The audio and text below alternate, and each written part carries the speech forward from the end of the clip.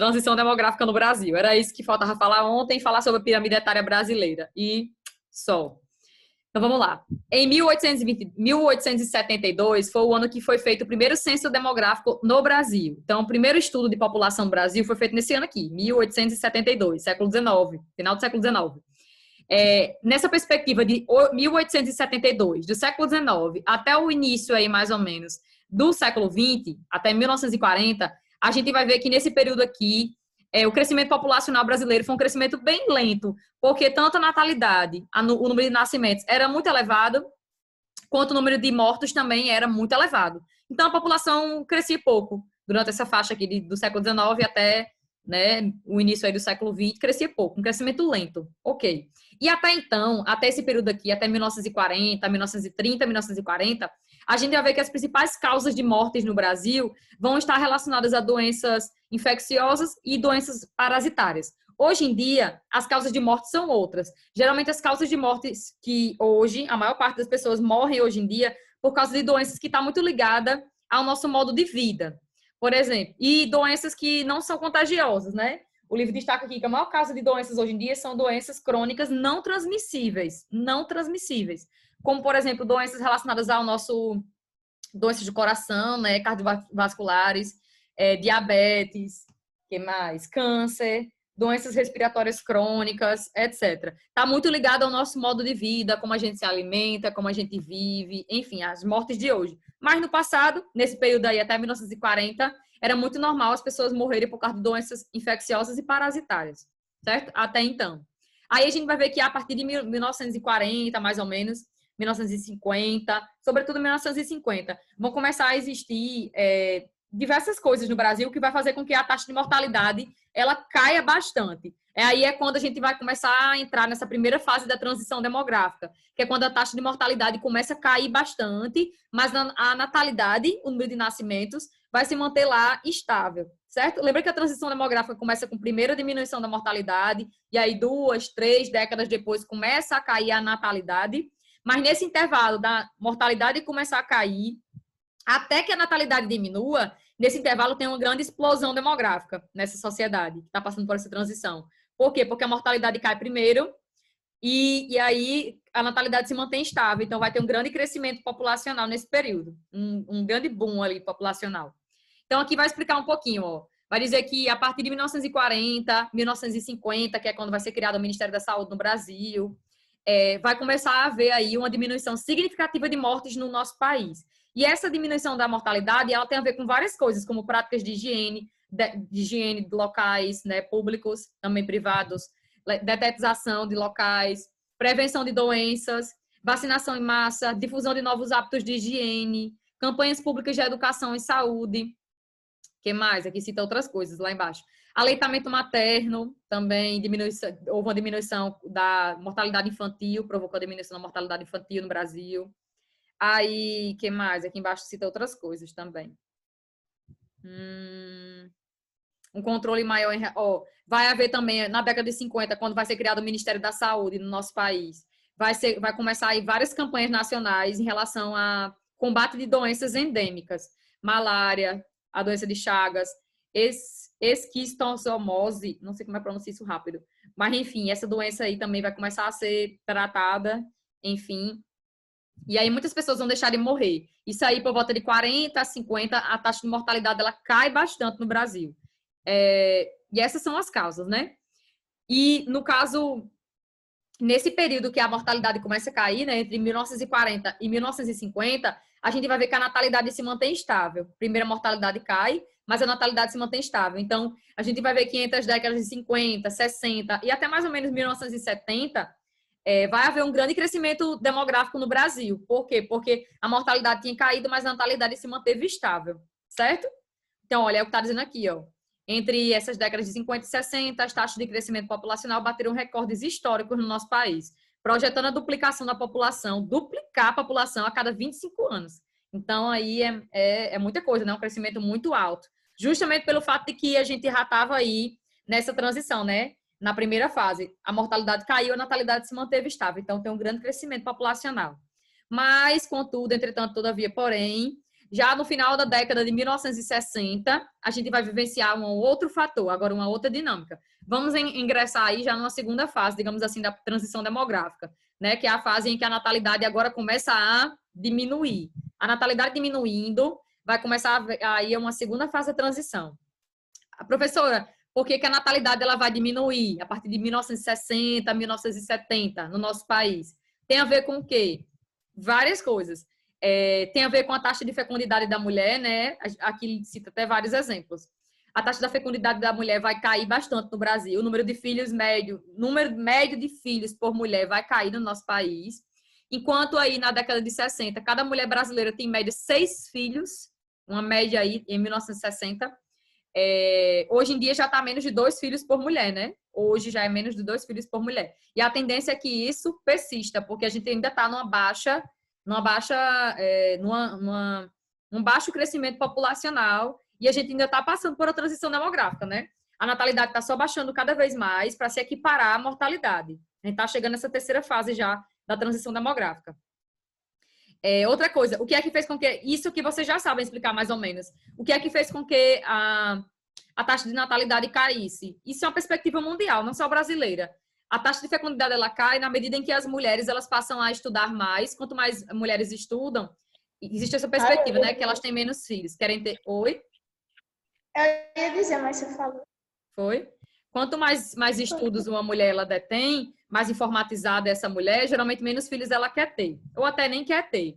Então, tem a ver com essa questão do ingresso da mulher, a participação da mulher, estudando mais, né, se informando mais.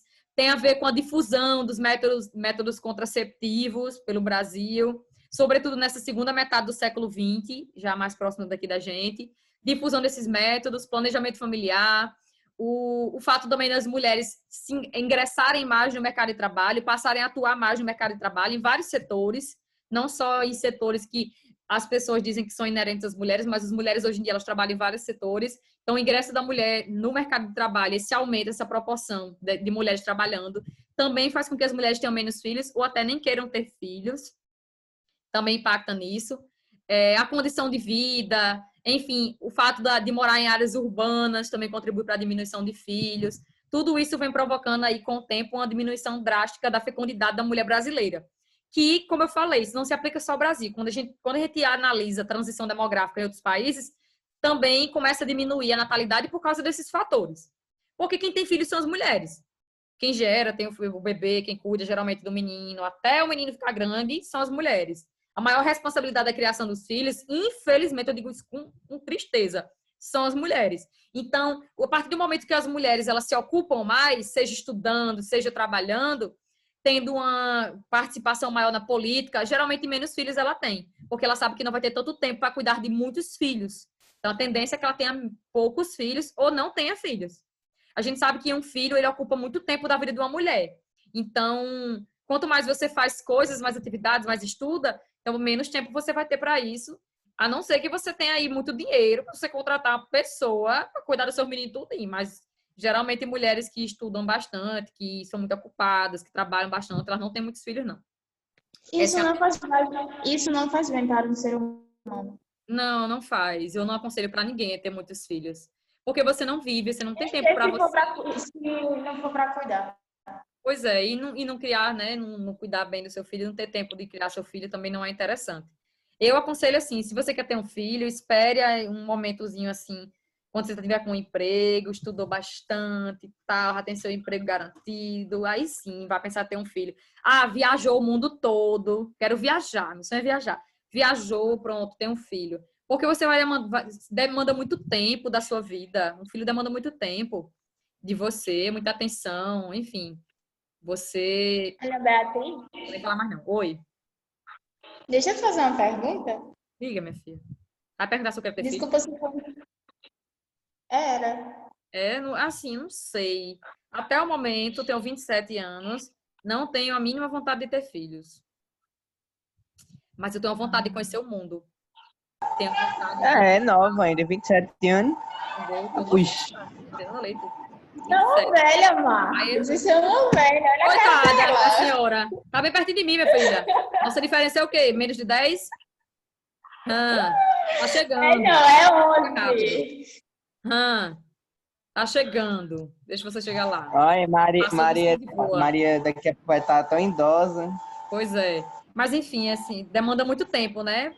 Não aconselho que mulheres tenham muitos filhos, não, porque demanda muito tempo da gente. E aí você acaba não vivendo sua vida. Vive sua vida para cuidar de filho. Eu tô sendo até preconceituosa, talvez, com isso. Não, tô não, né? Eu leio sobre isso. Assim, em todo canto do livro que eu leio, dizem, né? Não tenha muitos filhos, não tenha muitos filhos. Tenha o seu tempo para você também. Enfim. Só um conselho. Só um conselho. Vocês atendem se vocês quiserem. Causas de mortes e expectativa de vida. Como eu falei, né? Houve uma mudança nesse perfil de causas de morte no Brasil. Hoje em dia as pessoas morrem mais por outros motivos e tá ligada a essa questão, ó, doenças crônicas não transmissíveis, tá ligada ao nosso modo de viver. Mas o livro traz dados tão alarmantes assim que a gente já sabe, mas é impactante. Como, por exemplo, a questão de que os homens vivem menos do que as mulheres. Eu falei isso ontem, eu falei? Os homens vivem menos? Não, você falou que mulheres queriam ter mais homens do que mulheres, né? Sim, a gente tem mais mulheres do que homens no mundo. No Brasil, a gente tem mais mulheres do que homens, inclusive. Nós somos mais da metade da população. Mas mulheres têm expectativa de vida maior do que o homem. E isso está ligado à questão de tratamento de doenças. Mulheres, elas frequentam mais médicos, mais hospitais, elas previnem mais doenças, tratam mais doenças, descobrem rapidamente certas coisas. Isso estou dizendo assim, de modo geral, que faz com que a mulher tenha expectativa de vida maior. Não é porque a gente é melhor do que os homens, não. É porque as mulheres cuidam mais da saúde. Hã? Não era o ao contrário, não? Eu achava que mulheres eram menos que os homens. Não, nós somos maioria. Nós somos maioria. Mas como você está acostumada, Maria, a ver a representatividade política, quem mais fala na sociedade, quem mais age, quem mais tem poder de compra, poder de tudo no nosso país e no mundo são os homens. Então você pensa que por causa disso, talvez eles sejam maioria. Realmente eles são maioria no poder. A gente não é maioria no poder, não, mas nós somos maioria em população. Entendeu? Mas por causa da sociedade que a gente vive, eles são realmente aí as pessoas que mais detêm poder no mundo. Sim, pois bem. Então, as mulheres vivem mais por causa dessa questão de saúde, de cuidar de saúde e tal, mas as mulheres também morrem menos por causa de fatores ligados a tabagismo, à violência, morrem menos por causa dessas coisas. Por causa também de assassinatos, homicídios, acidentes no trânsito acontecem mais com homens do que com mulheres. As vítimas maiores do trânsito são homens e não mulheres. Então, é por isso, tudo isso vai juntando e faz com que a mulher ela tenha uma expectativa de vida um pouco maior do que a do homem. Geralmente, a mulher vive aí de 4 a 7 anos, depende do país, depende da realidade, claro, mais do que o homem, certo? Outra coisa também, outro dado alarmante que o livro traz para vocês, e que isso é uma coisa muito triste, isso tem a ver com a nossa história do nosso país e a história no mundo todo, né? Mas no nosso país principalmente, porque nós fomos o último país a abolir escravidão aqui da América. O último país da América a abolir escravidão, em 1888. A escravidão no nosso país é algo muito recente, se você parar para pensar. Hoje a gente está em 2020, né? A gente está aqui no século XXI, mas só no finalzinho do século XIX é que as pessoas negras no Brasil ganharam a sua liberdade, né? Liberdade de não ser trocado com uma mercadoria, vendido como uma mercadoria, enfim, ser reconhecido, entre aspas, como uma pessoa como qualquer outra. Como uma pessoa que tem liberdades, que tem direitos, enfim. A gente vai ver aqui no Brasil esse problema relacionado a etnias, né? É enraizado na nossa sociedade, é enraizado. Tipo, você pode dizer, eu não sou racista porque eu não contribuo para isso, para não sei o quê, mas o racismo foi criado por pessoas, se você for branco, o racismo foi criado pela branquitude, pelos brancos. Quer queira ou não, o racismo está em você. Eu não posso afirmar que eu não sou racista, eu fui criada nesse sistema, eu fui criada para ser assim. Eu luto contra isso, mas eu sei que é enraizado na minha história, na história de vocês. É enraizado. A gente precisa lutar contra isso, porque quem criou isso foram os brancos. Foi a branquitude que criou. Hoje no Brasil, brancos e negros trabalhando fazendo a mesma coisa, exercendo o mesmo trabalho, a mesma função. Os brancos ganham mais do que os negros. Eles são minoria em cargos de poder, eles são minoria geralmente em universidades, em ensino superior, né? Em representatividade política também são minorias. E, pasmem, eles são maioria na nossa população. Mais de 50% dos brasileiros ou se declaram negros ou pardos para o IBGE. Mais de 50% do Brasil, nós somos um dos países com, salvo engano, é a maior população afrodescendente, né, do mundo. Salvo engano, é a maior população. Mas, enfim, nós temos aí mais de 50% da sociedade que ou se autodeclara branca ou parda. E eles são as pessoas que mais sofrem com tudo, em relação à pobreza, em relação a cargos políticos, a cargos importantes, em relação a salários, né? São as pessoas, a etnia aí que mais sofre no nosso país. E isso é algo que tem a ver com a nossa história, nosso percurso histórico até hoje, né? Isso é uma coisa que a gente precisa falar sobre, precisa não só falar sobre, mas buscar a estratégia de fazer com que isso acabe um dia. Isso precisa acabar. Tá entendendo? Pessoas não devem ser excluídas da sociedade de certos cargos, de uma educação de qualidade, de vir, por causa que elas são negras, por causa da cor da sua pele. Porque isso não interfere no seu cognitivo, na pessoa que você é, no seu caráter, né? Isso interfere no preconceito que é enraizado na gente, que é enraizado desde criança. Quando mamãe e papai ensinam isso pra gente, ou a sociedade ensina pra gente, enfim. É algo que a gente aprende, entendeu? Por isso que eu digo que é enraizado na nossa sociedade. A gente aprende a ser assim. Você aprende a ser racista, você aprende a ter atos racistas. Você aprende. Você não nasce com isso, você aprende. Então, os dados são alarmantes aqui, ó. Os dados sobre homicídios são alarmantes. Tanto para a população jovem, tanto para a população jovem como para a não jovem.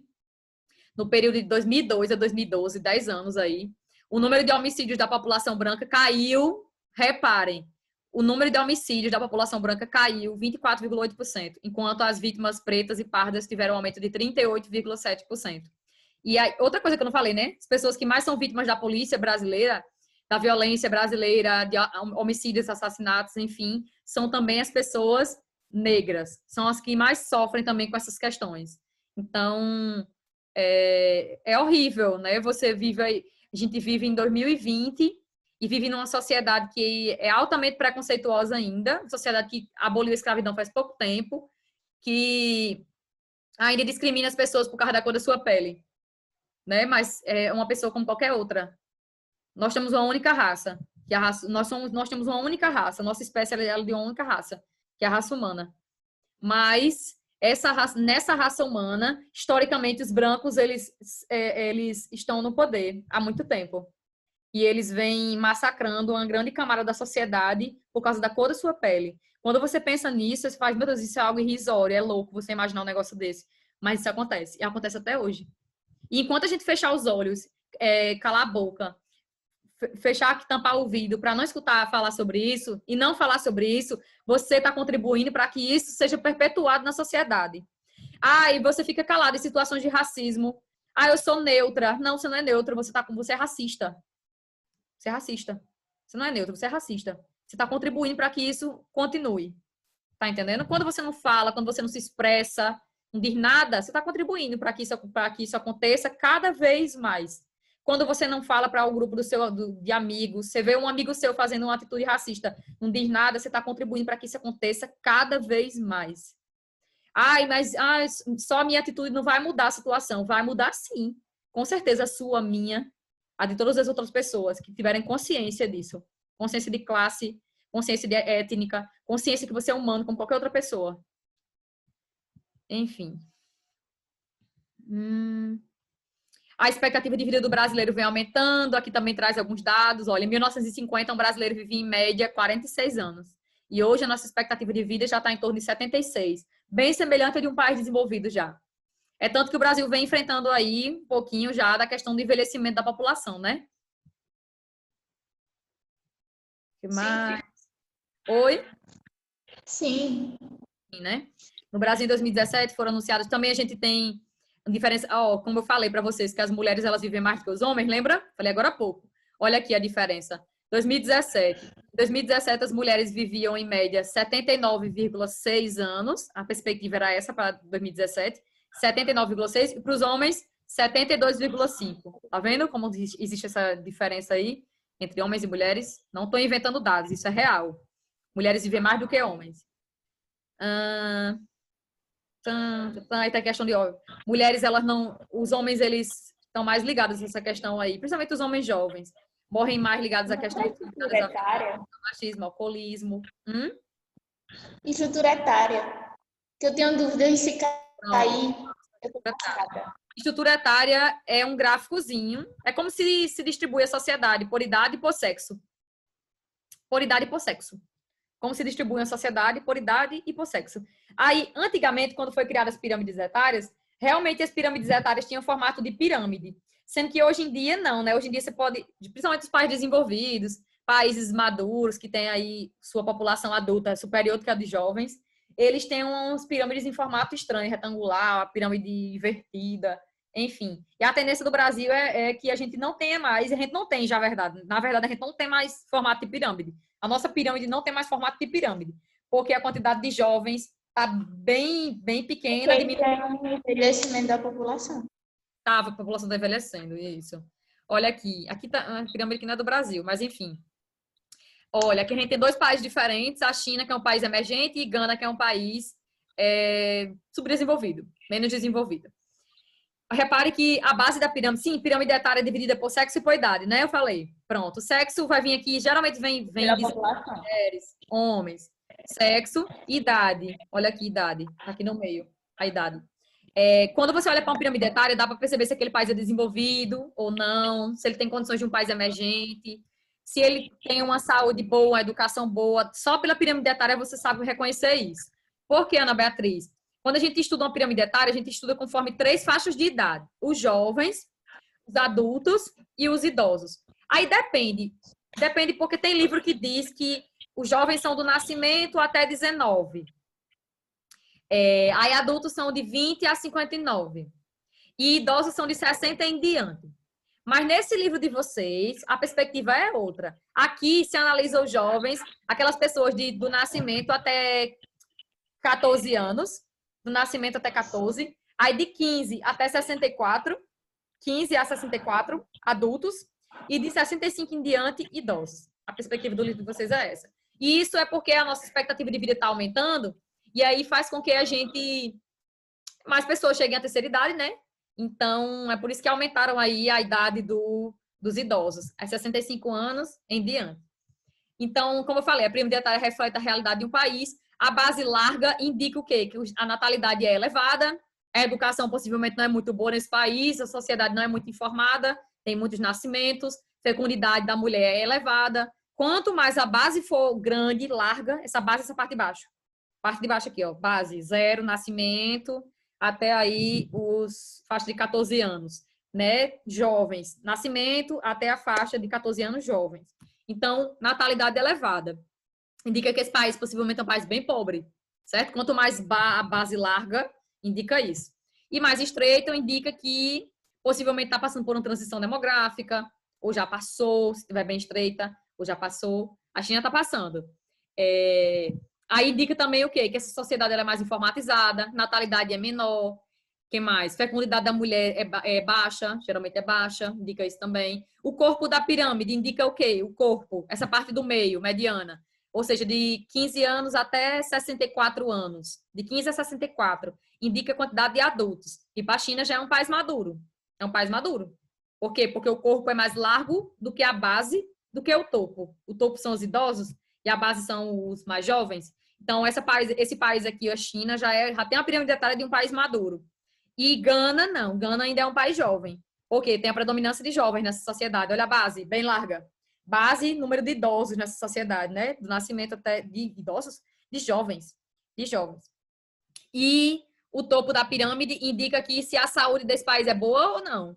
Indica aí quantas pessoas estão chegando à faixa da terceira idade. Quanto mais largo, melhor a condição de saúde do país. E melhor, mais alta, vai ser a expectativa de vida também. Indica que aquele país, consequentemente, ele vai ter que investir mais em gastos relacionados aos idosos. Gastos como saúde, aposentadoria, educação, lazer, relacionados a esse público. E os países que têm uma natalidade elevada, que tem muitos jovens, também sofrem, viu? Porque eles também vão ter que gastar bastante com educação para desenvolver essa mão de obra, se tornar ali boa, mão de obra boa, qualificada, enfim. Tem muito gasto também. Mas é claro que essa população aqui é a população pobre, né? Bem pobres, as condições de vida são bem piores do que a da China. Isso que me diz a pirâmide etária. Tá dizendo isso aqui. Oi, Maria Clara, pode falar. Ô, Ana Beatriz, Hum. assim, já que a gente tem uma população envelhecida, não era para a gente ter um topo mais alargado do que a base, não? Mas também não é essas coisas todas, não, Maria. Tipo, os idosos no Brasil hoje, tem até uma perspectiva aqui. Hoje a gente tem cerca de quase 15% de idosos na sociedade. Quase 15%. Não é muita coisa também não, sabe? Por isso que o topo não é tão largão. Mas se você comparar com o de Gana, repare, olhe para a pirâmide etária do Brasil e compare com o de países mais pobres. Você vai ver que o topo é bem mais largo. E mais pessoas, mais coresinhas aqui em cima, mais pessoas atingindo idades bem avantajadas. Entendeu? Realmente. Deixa eu descer aqui para terminar isso. Eu já falei disso aqui. Estrutura etária da população do Brasil. Aqui tem uma pirâmide etária do Brasil. Em 1970, era um país jovem, a natalidade elevada, muitos nascimentos. Consequentemente, a educação no nosso país não era tão boa até então. Expectativa de vida não era muito elevada, a saúde não era tão boa. Predominância de jovens, país jovem. Aí aqui, 2002 ou 2012. 2012 está mais escuro, esse verdinho aqui escuro, 2012. Olha a realidade já para 2012. A diferença de 1970. Quem está falando comigo? Daisy. Ai, Jesus. 1970 a 2012.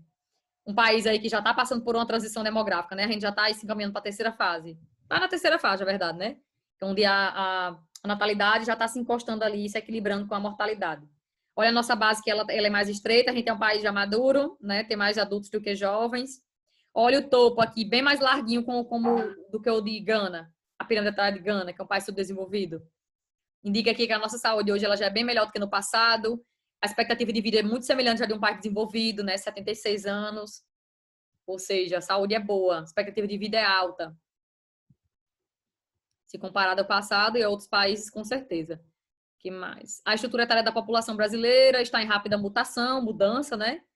Aqui tem vários indicadores. Em 80, 38% da população brasileira era jovem, enquanto em 2017 isso caiu para 20,3% de jovens. E a perspectiva para 2060 é que os jovens caiam para 13% só. Então, coisa ruim, negativa para a economia. Porque quem movimenta a economia, quem mais trabalha na economia, são os jovens. Quem é que mantém a aposentadoria da terceira idade? Jovens, né? Grande parte são jovens. Então, isso é uma coisa negativa para a economia de um país. Afeta. Por isso que muitas vezes os países que enfrentam muita gente na terceira idade, eles promovem mudança na previdência social, passando aí a idade mínima de aposentadoria X para uma idade de aposentadoria mais elevada. Tipo o Brasil, que passou recentemente por uma mudança na previdência, né? A gente mudou a idade mínima para se aposentar. E aí tem que juntar com anos de trabalho e idade, hoje em dia. E isso fazer com que as pessoas morram e não se aposentem, para que o Estado não gaste com você.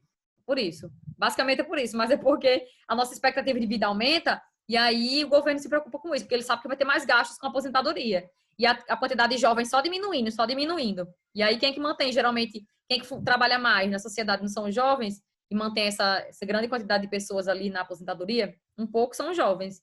Então, afeta a economia do país. A participação de idosos, ela vem aumentando na sociedade brasileira. Em 1980, tinha 6% de idosos, 2017 já passou para 14,6%. E a perspectiva para 2060 é que tenha 33,7% de idosos no nosso país. Então, um número bem grande, exorbitante. Ou seja, vai ter mais idosos no nosso país, a perspectiva é de ter mais idosos do que jovens. E aí, como é que vai ser para suplantar esses idosos? Como é que vai ser essa situação? Embora os idosos também gastem, movimentam a economia, né? Tu pode esquecer disso. O livro fala disso lá embaixo. E aqui é outra perspectiva, fala da questão de que, meu Deus do céu, se a questão... Sim, não, isso aqui eu não achei muito relevante, não. Enfim, fala até a questão das escolas. Projeções de composição de década do celular. Esse dado aqui é bem interessante. Como a projeção indica que a gente vai ter uma grande quantidade de idosos futuramente, Aqui diz assim, ó, enquanto a população no Brasil cresce cerca de 1,2% ao ano, nossa população ainda cresce em ritmos positivos, mas muito baixo. Então, ela cresce em média 1,2%. Mas a quantidade de idosos no nosso país cresce 3% por ano. Então, isso indica que a gente pode ter um probleminha futuro. Né? A taxa, a porcentagem de idosos está só aumentando e a população não está crescendo nesse mesmo ritmo. Então, isso pode ser um problema futuro. Embora, aqui vai falar, né, da importância dos idosos também para a economia, porque eles recebem aposentadoria, recebem. Muitos ainda trabalham, muitos também ajudam, contribuem para o consumo, para os gastos, para a economia do nosso país. Tem muitas atividades aí que estão de olho nessa terceira idade, como serviços especializados de asilo, casa de repouso, atividade recreativa, educação continuada, ou então turismo. A indústria do turismo também ganha muito com os idosos, que eles viajam bastante, alguns. Então, tudo isso também contribui para a nossa economia. Não é que eles dão só gasto para o nosso país, mas é claro que a diminuição dos jovens e o aumento progressivo dos idosos faz com que o Brasil ele gaste mais dinheiro, o orçamento aumente para a terceira idade, relacionada à questão, como eu falei, de saúde, aposentadoria. Os idosos eles não deixam de viver, então você precisa também investir em políticas públicas destinadas a lazer para essas pessoas, entretenimento, que mais? Com viagens, com educação, enfim, tem que investir também nesses setores. Eles são pessoas, eles vivem. Entenderam? Deu para entender, Maria, a pirâmide etária? Deu, eu quero tirar agora Em comparação, diga aí. uma dúvida e fazer uma pergunta. Tá, diga. Primeiro, eu vou para a dúvida que eu nunca entendi. Em questão à taxa de fecundidade. Fecundidade. Porque, tipo assim, eu não entendo quando diz assim que uma mulher tem, tipo, 1,6 filhos. Não entende? Porque você imagina uma Não. coisa. Você junta todas as mulheres do Brasil para fazer o dado 1,6 filhos por mulher. Vamos dizer, né? Que esteja agora assim, 1,6 filhos por mulher. Você junta todas as mulheres do país. Então, se a gente tem, sei lá, 120 milhões de mulheres no Brasil. Mesmo aquelas que não têm filhos, elas entram para o cálculo da fecundidade. Porque se você, Maria, tiver em idade reprodutiva, poder ter filho, geralmente conta a partir do 15 a 49 anos, a idade reprodutiva da mulher. Tá entendendo? Conta todas as mulheres daquele país em idade reprodutiva naquele ano. Então, por mais que você não tenha filho, mas você entra dentro do cálculo, entendeu? E aí, por isso que o dado ele não vai dar um dado corretinho. Pode dar 1,6, 1,5, 1,4. Não vai dar, tipo, um filho. Geralmente não vai dar um dado fechado, porque conta todas as mulheres, aquelas que têm filhos e que não têm, mas que estão em idade reprodutiva. Não entendeu ainda? Não entendeu Não, ainda? entendi. Eu entendi. Conta todas. Você está em idade reprodutiva, por exemplo. Quem está assistindo essa aula está em idade reprodutiva, o Brasil. Entendeu? Vocês estão em idade reprodutiva. Vocês contam na fecundidade. Vocês contam. Todo mundo conta aí, tá? Em idade reprodutiva. Diga outra. A outra pergunta era assim. Calma. Agora fugiu a pergunta. Deixa eu formular ela. Ok. Aí aqui tem uma pirâmide etária relativa, a porcentagem do Brasil, de Angola e do Japão. A gente tem aqui um país desenvolvido, o Japão, né? Que é em laranja. Temos aqui um país bem pobre, Angola. Aqui, ó. Repara o formato da pirâmide, que eles realmente têm formato de pirâmide. E o Brasil. Olha o Brasil. Aqui não tem o ano, né? Não traz o ano que foi feito isso. Mas, enfim. Repare a diferença dos três países, né? De um país desenvolvido para um país emergente e um país subdesenvolvido. A diferença é muito drástica nessa base da pirâmide, olha aqui. Da Angola, a base é gigantesca, indicando que é um país jovem, muito jovem ainda. A natalidade é muito elevada, a educação não é boa, a expectativa de vida também não. Aí o Brasil está se aproximando aí, está passando pela transição, né? Está se aproximando da realidade de uma pirâmide etária de um país desenvolvido, se aproximando, está cada vez mais afunilando a sua base, porque a natalidade está diminuindo, aumentando o corpo, que é os adultos, e aumentando também o nosso topo, que é a quantidade aí de idosos. Saúde está melhorando um pouquinho. Olha o Japão, como já é totalmente diferente dos idosos, como está mais largo, né? A expectativa de vida deles é a maior do mundo, uma das maiores do mundo.